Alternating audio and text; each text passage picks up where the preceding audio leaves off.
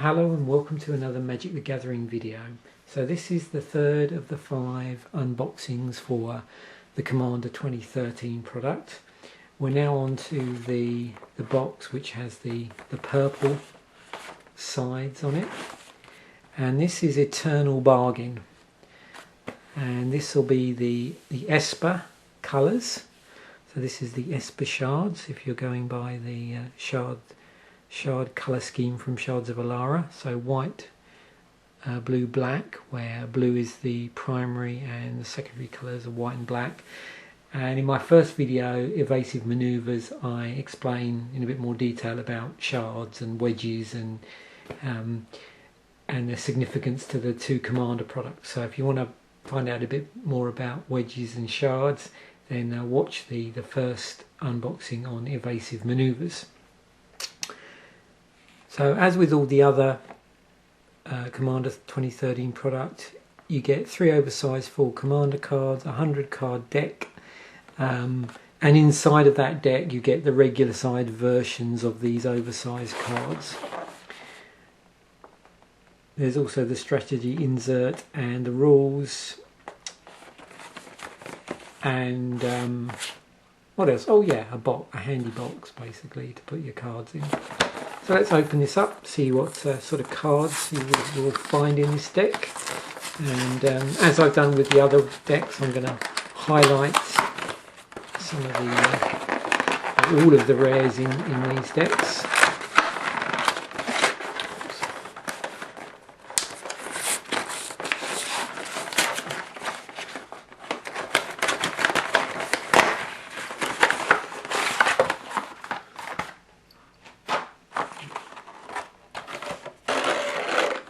Okay, so let's just have a look. So this is the sort of, I suppose, recommended commander in the deck. This is Oloro, Ageless, Ascetic, 3 white, blue, black, and we'll go in through this card in a bit more detail once we start looking at the deck. You've also got Sharum, the Hegemon, and Sidri, Galvanic Genius, as sort of alternative commanders, and not surprisingly they're all white, blue, black.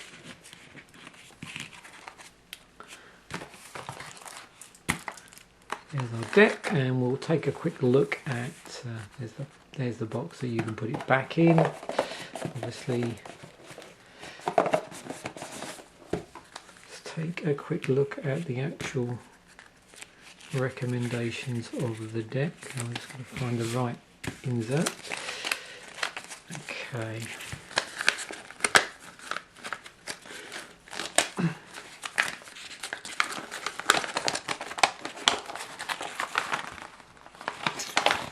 So, like the other decks, there's a little bit of backstory here surrounding the commanders, a bit about how to actually play Commander,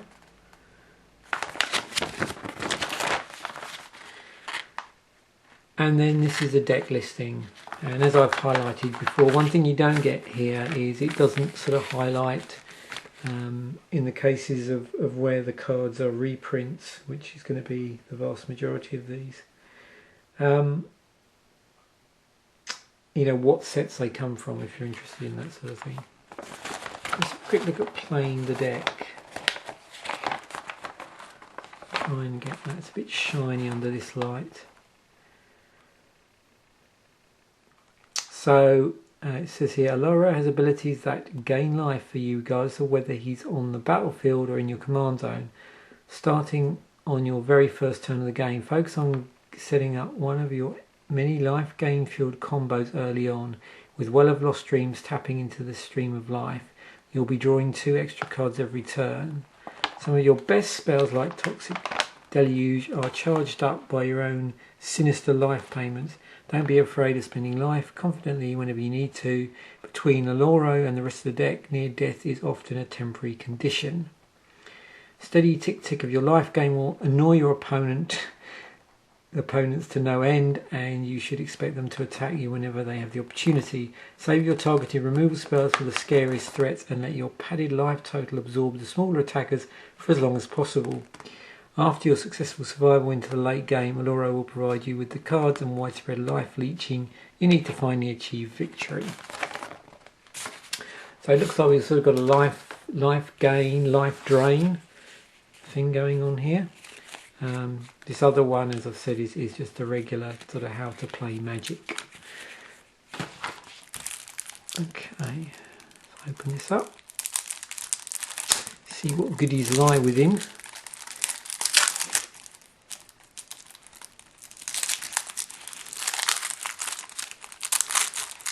So in this deck, I've always sort of also highlight the basic land proportion in here.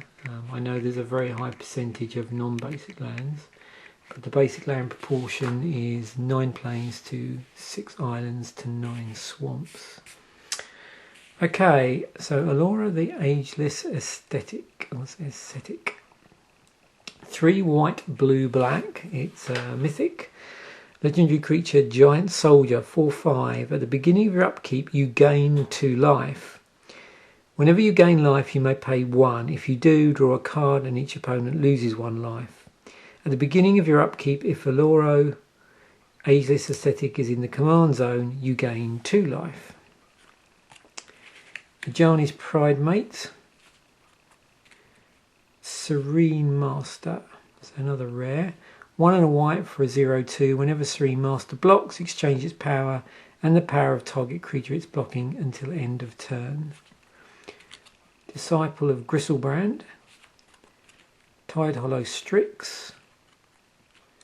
Viscopper Guild Mage. Azorius Herald. Raven Familiar.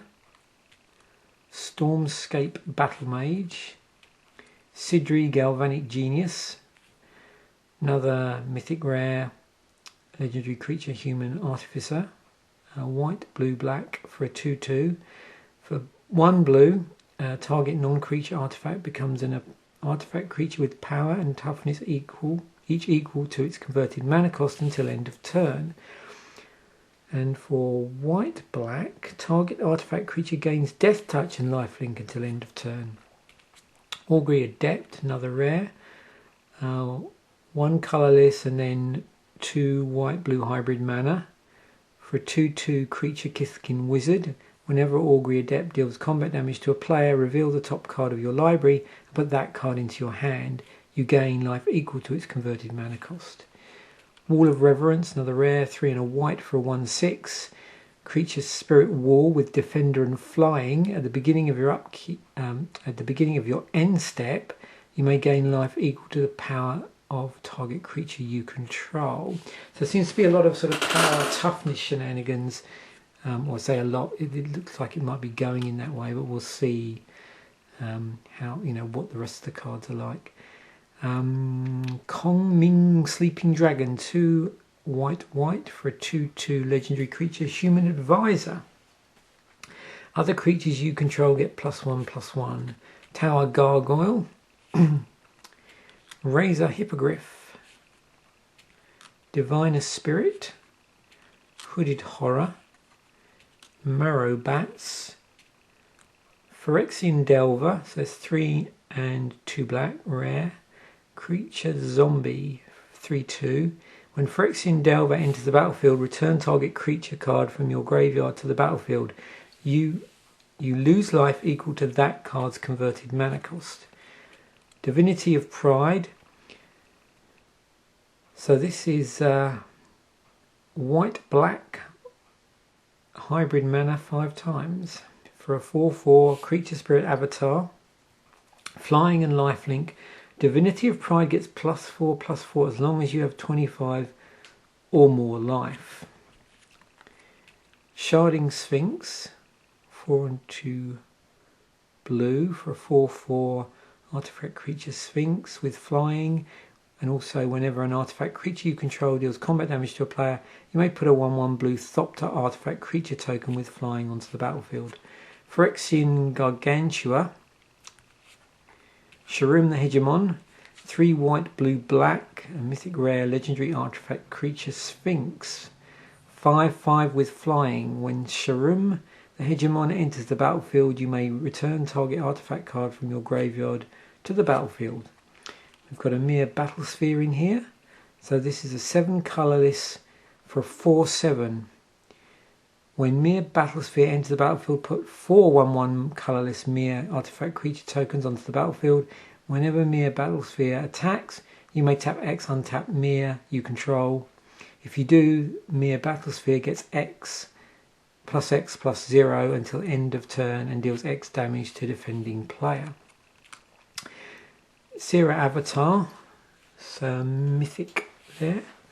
4/3 white creature avatar. Sierra Avatar's power and toughness are each equal to your life total. When Sierra Avatar is put into a graveyard from anywhere, shuffle it into its owner's library. Tidal Force, 5 and 3 blue for a 7/7. At the beginning of each upkeep, you may tap or untap a target permanent. Filigree Angel, 5 white blue for a 4/4. Flying. When Filigree Angel enters the battlefield, you gain 3 life for each artifact you control. So not unlike the other commander decks we've looked at, there's quite a few rares and mythic rares in here. Sphinx of the Steel Wind, 5 white, blue, black for 6/6 flying. First strike, vigilance, lifelink, protection from red and from green. Niall's Spellbomb. Not surprisingly, we have a Soul Ring, as appears in all the decks. Sun Droplet, Swiftfoot Boots, Thopter Foundry, Crawl Space, so this is 3 colourless artifact. No more than 2 creatures can attack you each combat. Obelisk of Esper, so now we're moving on a bit of colour fixing here. So we can tap, add white, blue or black to our mana pool, and that costs 3 colourless to cast. Pristine Talisman, no surprise to find this in a life gain deck. 3 colourless, you tap it, add 1 colour to your mana pool, you gain 1 life. Nevin Raal's Disc is in here, so this is 4 colourless. Nevin Raal's Disc enters the battlefield tapped. 1 tap, destroy all artifact creatures and enchantments. Well of Lost Dreams, 4 colourless artifact. Whenever you gain life, you may pay X, where X is less than or equal to the amount of life you gained. If you do, draw X cards. Phyrexian Reclamation, Darksteel Mutation, Curse of the Forsaken, Curse of Inertia, so another series of curses in this deck. Curse of Shallow Graves, Act of Authority. 1 and 2 white, it's an enchantment. When Act of Authority enters the battlefield, you may exile target artifact or enchantment. At the beginning of your upkeep, you may exile target artifact or enchantment. If you do, its controller gains control of Act of Authority. Cradle of Vitality, another rare, 3 and a white enchantment. Whenever you gain life, you may pay 1 white. If you do, put a +1/+1 counter on target creature for each 1 life you gained. Greed, 3 and a black. For a cost of black, pay 2 life, draw a card. Sanguine Bond. Whenever you gain life, target opponent loses that much life. So no surprise to see that in here, although of course there's a single card in a 100 card deck. As with all of these cards, you know, the appearance of a card in play, the probability of that is obviously on the low side. Limdal's Vault, blue and a black. Yeah. Reckless Spite, Dromar's Charm, Spinal Embrace, 3 blue, blue, black, instant, cast Spinal Embrace only during combat. Untap target creature you don't control and gain control of it. It gains haste until end of turn. At the beginning of your next end step, sacrifice it. If you do, you gain life equal to its toughness. Survival Cache, Toxic Deluge, 2 and a black, sorcery. As an additional Cost to cast Toxic Deluge, pay X life. All creatures get -X until end of turn. Deep Analysis. Order of Succession, 3 and a blue. Sorcery, choose left or right. Starting with you and proceeding in the chosen direction, each player chooses a creature controlled by the next player in that direction. Each player gains control of that creature he or she chose. Brilliant Plan. Tempt with Immortality. 4 and a black. Sorcery, Tempting Offer. On this, return a creature card from your graveyard to the battlefield. Each opponent may return a creature card from his or her graveyard to the battlefield. For each player who does, return a creature card from your graveyard to the battlefield. Famine. Death Grasp, X white black. Death Grasp deals X damage to target creature or player. You gain X life. And now we're moving on to our non-basic lands. So there's an Arcane Sanctum in here, no surprise. Taps for white, blue or black. And enters the battlefield tapped. Azorius Chancery. So of course we're going to see non-basics here that are relevant to the colours in our shard. So this enters the battlefield tapped. When Azorius Chancery enters the battlefield, return a land you control to its owner's hand. So we're bouncing lands out as well, one land out. And we can tap that, add white, blue to our mana pool. Azorius Guildgate comes into the battlefield tap, and that taps for white or blue. Baron Moor enters the battlefield tapped. You can tap it to add black to your mana pool, but you can also cycle it for a cost of 1 black. Command Tower appears to be in all the decks. So you tap this, add to your mana pool 1 mana of any colour in your commander's colour identity. Very useful. Dimir Guildmage, another one that enters the battlefield tapped, and this taps for blue or black. Esper Panorama, you can tap it for 1 colourless, but also for a cost of 1, you can tap it and sacrifice it, and then search out plains, islands or swamps. And whatever you search out also comes into play tapped, and you shuffle your library. Evolving Wilds basically lets you tap it, sacrifice and search out for a non-basic land, which comes into battlefield tapped. Your Isle Refuge enters the battlefield tapped, and when it does you gain 1 life, but you can tap it once it untaps, and that'll generate blue or black. Lonely Sandbar, so this is the blue version of the card we saw earlier with cycling on it. Opal Palace. So we've got filtering. So with these sort of 1 colourless tap, well, effectively what's happening is you're enabled you to sort of filter colours here. So this Opal Palace, you can tap it to just generate colourless, but also for 1 colourless, tap it, add to your mana pool 1 mana of any colour in your commander's colour identity. So it's filtering specific to your commander's colour identity. If you spend this mana to cast your commander, it enters the battlefield with a number of +1/+1 counters on it equal to the number of times it's been cast from the command zone this game. Orzhov Basilica, another enters the battlefield tap and bounce a land, and you can use it to tap for white and blue. Orzhov Guildgate enters the battlefield tap, white or black, so these are sort of the white and black equivalent of cards we've already seen in other colours. Rupture Spire enters the battlefield tapped.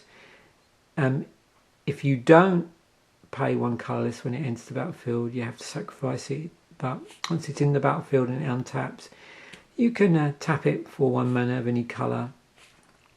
Springjack Pasture, so this is it's a rare, so you tap it, add 1 to your mana pool. For a cost of 4 you can tap it and put a 0/1 white goat creature token onto the battlefield, and then you can also tap it to sacrifice X goats, add X mana of any 1 colour to your mana pool, you gain X life. Temple of the False God adds 2 mana to your mana pool. Activate this ability only if you control 5 or more lands. Transguild Promenade. Enters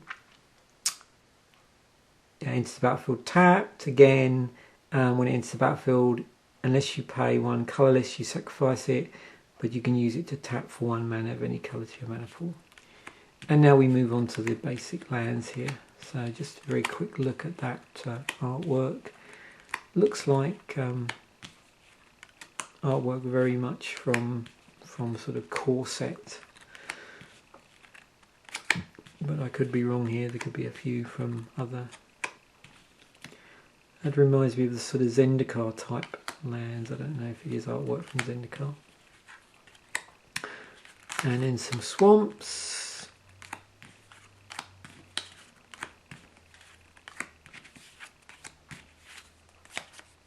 And there we have it. So that's our deck. That's our Eternal Bargain deck. And also with that, as I pointed out, you get the sort of 3 oversized cards. There's your sort of 3 you have here. There's your, I suppose, your what you might want to call your recommended commander. But of course, there's 2 other possibilities in this deck. Plus, you know, once you start playing, you know, you just sort of hunt down those other white, blue, black generals that might be relevant. Swap them out. Okay, thanks for watching.